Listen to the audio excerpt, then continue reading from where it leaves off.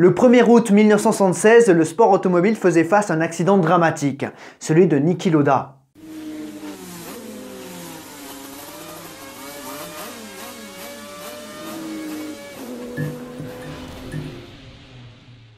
Niki Lauda, c'est une légende de la F1 et du sport automobile, et c'est en partie à cause de cet accident. Accident dont il échappera de justesse à la mort. Alors, c'est un passage connu dans l'histoire du sport automobile, et ce pour plusieurs raisons.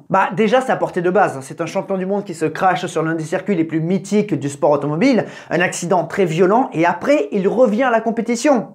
Et il gagne. Il y a ça, puis aussi cette histoire a inspiré beaucoup de monde, on va dire. Et il y a aussi eu le film Rush qui a popularisé cette histoire auprès des nouvelles générations. Mais revenons-y, qu'est-ce qui s'est passé ce jour-là et comment Niki Lauda est revenu d'entre les morts? Bienvenue dans ce nouveau moment d'histoire.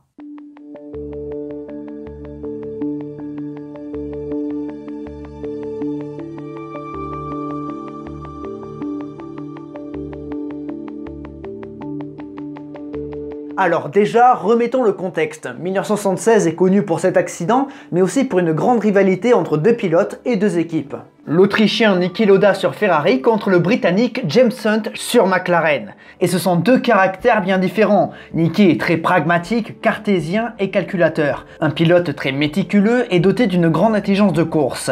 Là où James Hunt est plus brut de décoffrage et plus émotif. Le tout avec un mode de vie très débridé. Sexe, clope, alcool, que des mots qui peuvent faire péter la monétisation. Parce que les lois américaines de YouTube. Merci. Mais je m'égare, Niki et James se tirent la bourre depuis plusieurs années, sauf qu'en 1976, c'est la première fois qu'ils se battent pour le titre en Formule 1. James est arrivé en Formule 1 en 1973 au Grand Prix de Monaco avec une March 731 engagée par le Team Esquette. Rapidement, James impressionne par sa vitesse et sa folie. Dès son 4e Grand Prix à Zandvoort, il prend la 3e position. Il confirme en fin d'année avec la 2e place du Grand Prix des États-Unis. En 1974, Esquette a commencé à concevoir ses propres châssis et James les a très bien emmenés. 3 podiums en 1974 et en 1975 à Zandvoort, il remporte sa première victoire en F1. James termine 4e du championnat 1975 et rejoint tardivement McLaren après le départ surprise du double champion du monde Emerson Fittipaldi. Si la Esquette était une bonne voiture, elle ne pouvait pas jouer la gagne.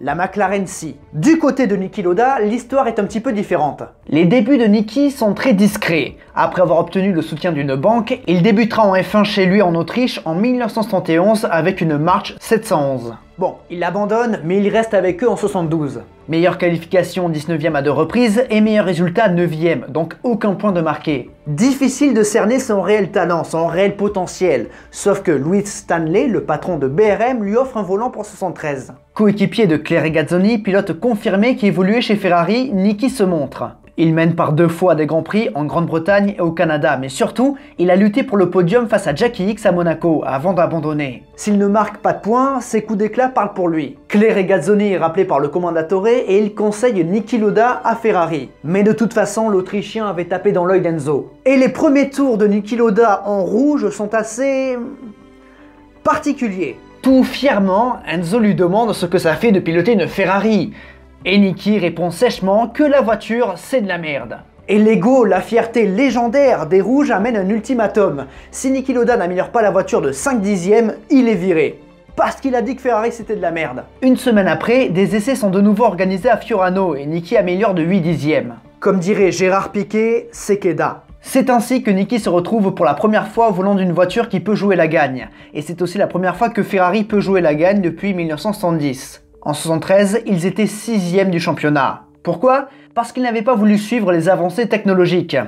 Par fierté. Non mais après on va pas remuer la plaie dans le couteau. Revenons à Niki Lauda. 9 pole positions, 5 podiums dont 2 victoires, Niki décroche ses premiers succès. Mais une hécatombe d'ennuis mécaniques entrave sa fin de saison et sa course vers le titre. Son équipier Regazzoni arrive à égalité de points face à Emerson Fittipaldi sur McLaren, mais contrairement à Ferrari, les Anglais ne se ratent pas et Fittipaldi remporte le titre. Niki termine 4e du championnat, mais en 1975, il va progresser. Encore plus intelligent et redoutable, le tout avec une Ferrari 312 améliorée. Sur 14 courses, il n'abandonne qu'une seule fois et termine 12 Grands Prix dans les points. Le tout avec 9 pole positions et 5 victoires. Niki Lauda remporte le titre mondial à Monza. Rendez-vous en 1976.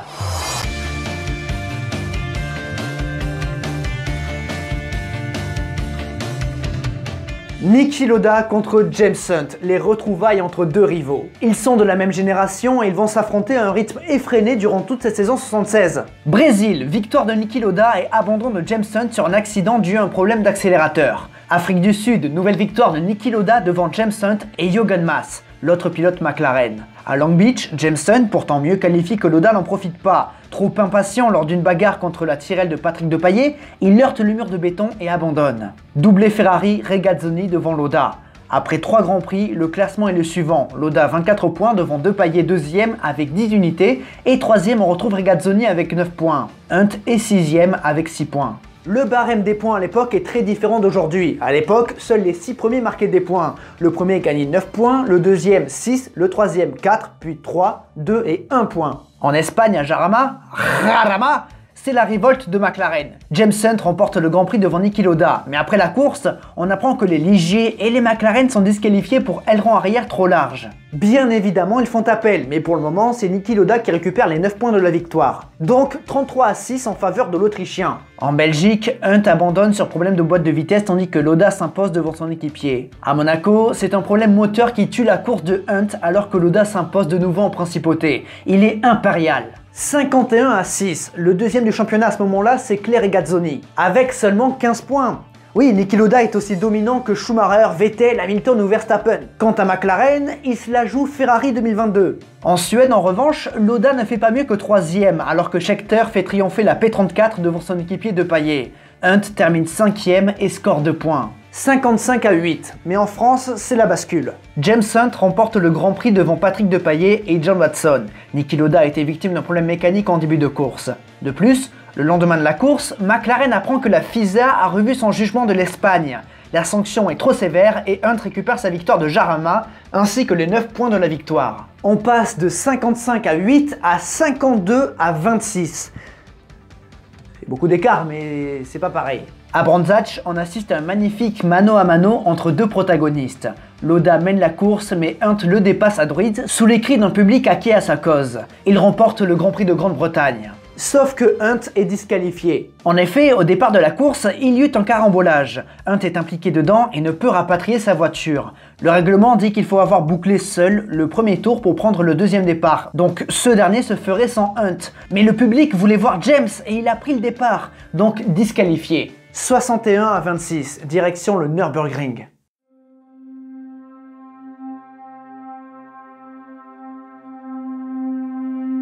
La Nordschleife, c'est 23 km de piste sur les massifs de l'Eifel, 23 km de danger surnommé l'enfer vert, et 23 km qui font polémique. En 1970, les pilotes avaient même refusé de courir pour que des aménagements y soient faits. Depuis la fin des années 60, un homme est en croisade pour la sécurité en sport automobile. Cet homme, c'est le triple champion du monde Jackie Stewart. Il a vu beaucoup trop de ses amis partir et il lutte pour la sécurité. Niki Lauda est conscient du danger du sport automobile et il veut le limiter. Au départ du Grand Prix d'Allemagne 1976, 31 pilotes sont décédés en Formule 1. En 1968, la mort de Jim Clark, considéré comme le meilleur pilote du monde, a glacé le sang de tout le monde. Dans les années 70, le monde de la F1 a pleuré la mort de beaucoup de pilotes. Johan Rindt, Pierce Courage, Bruce McLaren, même si ce n'était pas en Formule 1, Joe Seifert, Roger Williamson, François Sever, Peter Revson, Helmut Koenig et Mark Donohue. Il faut faire quelque chose pour améliorer tout ça et ne plus rouler sur la Nordschleife en fait partie. Niki Lauda a pris le record de la boucle nord en 75, 6 minutes et 58 secondes, le seul pilote à rouler sous les 7 minutes. Mais il n'aime pas ce tracé. À Long Beach, Niki a dit qu'il ne voulait plus y courir, mais quelques-uns se sont foutus de sa gueule. Niki se déplace au Nürburgring, mais il n'a pas encore baissé les bras. Il est soutenu par quelques-uns de ses collègues et quelques personnes influentes, comme Jackie Stewart. James, qui lutte pour le championnat et qui a besoin de tous les points possibles pour décrocher le titre, n'est pas favorable à un boycott. Sans pour autant crier sur tous les toits qu'il veut faire la course. Affaire à suivre. Chez Ferrari, l'ambiance n'est pas au beau fixe. Il y a des tensions entre Niki Lauda et le directeur sportif Daniele Audetto. De plus, le jeudi, lorsque Niki Lauda est sur le circuit, un fan l'approche et lui tend une photo de la tombe de Jürgen Rindt. Son défunt compatriote était l'un des héros de Niki. Le tout dans un contexte lourd, ce n'est pas vraiment une plaisanterie à faire. Dans Rush, cette anecdote a été adaptée avec un fan qui lui demande de marquer la date de son autographe parce que ça pourrait être la dernière fois. Plus simple que d'ouvrir une intrigue sur qui est Jürgen Rindt. Et bref.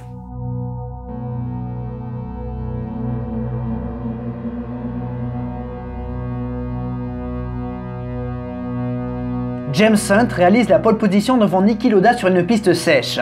Quelques nuages, mais pas de pluie. En revanche, le dimanche, c'est différent. Le ciel est couvert et il pleut en début d'après-midi. Niki n'a pas vraiment le choix. Malgré la pluie, il doit prendre le départ. Les conditions perturbent les équipes qui se demandent quels pneus choisir. Sec ou pluie? Tous les pilotes choisissent des pneus pluie, sauf un, Jürgen Mas, le pilote McLaren. Le départ est prévu à 13h30, mais à cause de plusieurs voitures accidentées en course support, il est décalé à 14h05. Au moment du départ, la pluie s'est arrêtée et Mas pourrait avoir fait un choix judicieux. Et c'est le cas. Dès les premiers virages de la course, les pilotes se rendent compte que la piste n'est que partiellement mouillée. Jürgen Mas remonte jusqu'à la deuxième place, tandis qu'au terme des 23 premiers kilomètres, quasiment tous les pilotes s'arrêtent au stand. Parmi eux, Niki Lauda et James Hunt. L'Autrichien est assez loin et ressort 16e. Dans ce deuxième tour de course, Niki attaque. Il ne doit pas laisser James Hunt prendre trop d'avance. C'est alors qu'à la moitié du circuit, au plus loin des paddocks, dans une légère courbe à gauche, Niki Lauda perd le contrôle de sa Ferrari.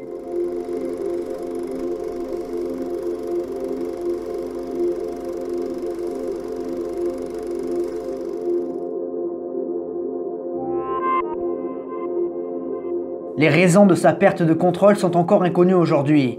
Niki s'écrase dans le mur. Le choc est tellement violent que Lauda en perd son casque. Le réservoir d'essence se perce et la Ferrari s'enflamme immédiatement en revenant au milieu de la piste. Guy Edwards parvient à l'éviter, mais pas Brett Langer qui heurte la Ferrari de plein fouet. Harald Hurt percute quant à lui la Shadow de Langer. La Ferrari de Niki Lauda est en feu. Niki est encore conscient tandis que Edwards, Langer et Hurt accourent vers le brasier pour aider l'Autrichien, mais la chaleur est trop intense. Un commissaire de piste arrive avec un instincteur, mais ce dernier est inutile. Niki appelle à l'aide et il n'arrive pas à dégrafer son harnais. Il semble perdu. C'est alors qu'Arturo Merzario arrive. L'Italien a roulé chez Ferrari et connaît le système du harnais. Il se jette héroïquement dans le feu et désangle l'Autrichien. Avec Edwards, ils le sortent de la voiture et le traînent dans l'herbe. Ce qui est beau avec le geste de Merzario, c'est que l'Italien et l'Autrichien se détestaient, mais Arturo a agi. Désormais éloigné des flammes, Niki se relève et fait quelques pas avant de s'effondrer. Son visage est brûlé et ensanglanté. Il a passé 50 secondes dans un brasier à plus de 800 degrés. La course est interrompue et beaucoup de voitures se garent devant ce bout de piste bouché. Plusieurs pilotes viennent tenir compagnie à Lauda en attendant les secours qui tardent à arriver au vu de la longueur du tracé. Ce n'est qu'une dizaine de minutes après le drame que l'ambulance arrive. Niki est transporté à l'hôpital d'Haguenau à quelques centaines de mètres du lieu du crash.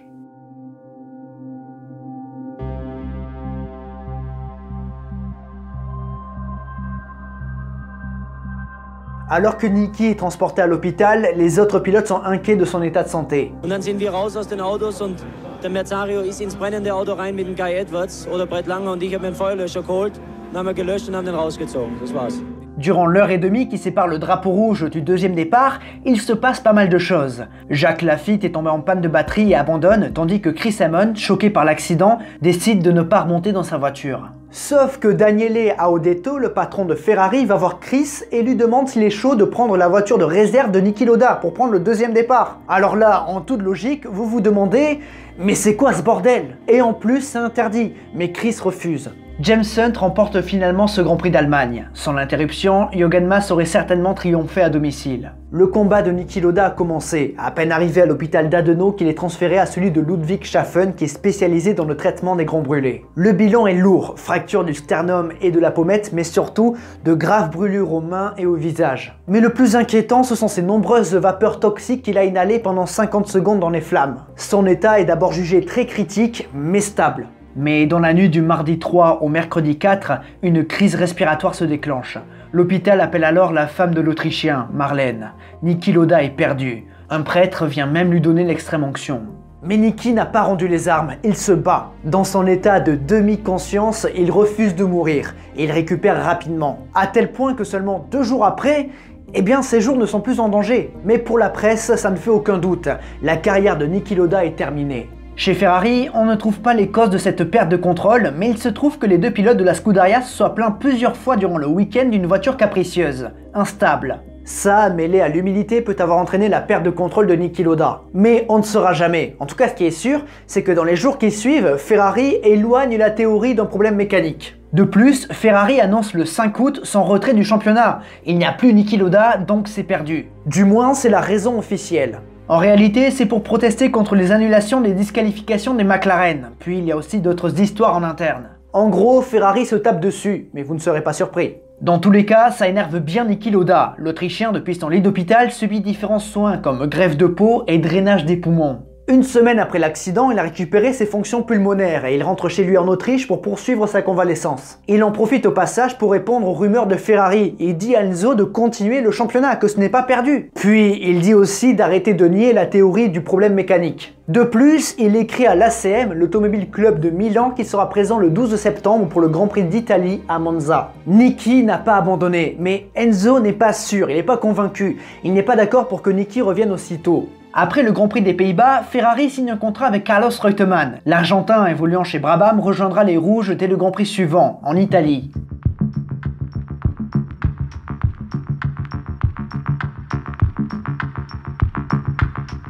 Il s'est écoulé 2 Grands Prix entre l'Allemagne et l'Italie. D'abord, le Grand Prix d'Autriche qui a vu d'une part John Watson décrocher sa première victoire en F1 ainsi que la seule de Penske dans la catégorie et d'autre part, James Hunt prendre la 4e place. Puis à Zandvoort, James Hunt s'est imposé, ce qui fait qu'en 3 courses, on est passé de 61 à 26 à 61 à 47. 14 points d'écart entre les deux pilotes. Voilà une chose qui a contribué au retour de Niki Lauda. Seulement 6 semaines après ce terrible accident dont il gardera des séquelles à vie, Niki est à nouveau dans une Formule 1. À Fiorano, il a fait quelques tours de roue pour avoir l'approbation des médecins et sa présence dans les paddocks de Monza fait beaucoup parler. Certains disent que c'est un acte héroïque, d'autres que c'est de l'inconscience. Certains journalistes sont d'ailleurs assez maladroits avec l'Autrichien, mais ce dernier le prend avec humour. Mais Niki ressent toujours des douleurs et son casque a été rembourré pour plus de confort. Les autres pilotes saluent quant à eux son courage. En revanche, du côté de Ferrari, on est perplexe. Enzo aurait préféré que Niki ne revienne pas afin que la défaite au championnat soit honorable. L'honneur par Enzo Ferrari. Ce qui est complètement con parce que Niki est toujours en tête du championnat. Mais bref, vu que Ferrari a un contrat entre 3 pilotes, comme Sauber en 2015, ils engagent 3 voitures, pas comme Sauber en 2015. Regazzoni est censé être le fer de lance des Rouges alors que Reutemann et Lauda vont devoir cohabiter, les deux ne pouvant pas se blairer. Après, il faut dire que Lauda n'était pas très populaire. Le vendredi, il pleut à Monza et Niki a peur. On ne peut que le comprendre, mais l'Autrichien se veut discret et le lendemain, le soleil et sa motivation reviennent et Niki se qualifie 5e. Soit devant ses 2 coéquipiers. De plus, Hunt part 27e. En fait, les 2 pilotes McLaren et John Watson ont été disqualifiés pour essence non conforme, indice d'octane trop élevé. Le championnat est loin d'être gagné pour James Hunt. Cela dit, Niki ne prend pas un bon départ et tombe 12e, mais il retrouve confiance tour après tour et il remonte. Au 9e tour, il dépasse Reutemann. Sa course est intelligente et Niki termine à une magnifique 4e place alors que James Hunt abandonne. Enzo Ferrari avait tort, Niki Lauda n'est pas fini. 64 à 47 pour l'Autrichien et il reste 3 courses. Mais Hunt est inarrêtable au Canada tandis que Lauda manque de rythme. Victoire de Hunt, Lauda termine 8e. À Watkins Glen, Lauda doit faire mieux mais Hunt veut son titre. Il prend la pole position et remporte le Grand Prix tandis que Niki termine 3e.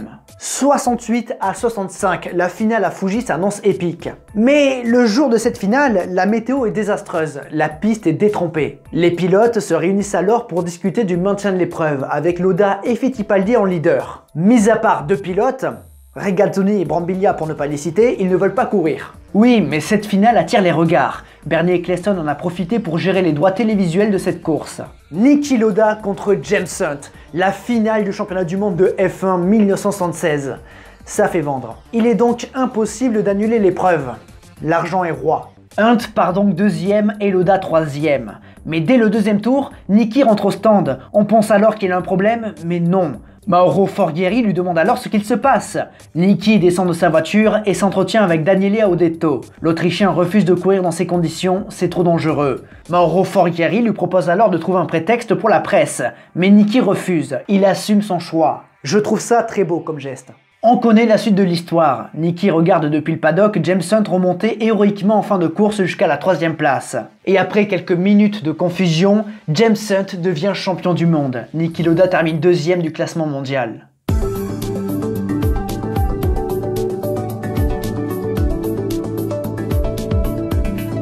Pour certains, le titre de James Hunt est dû à l'accident de Niki Lauda.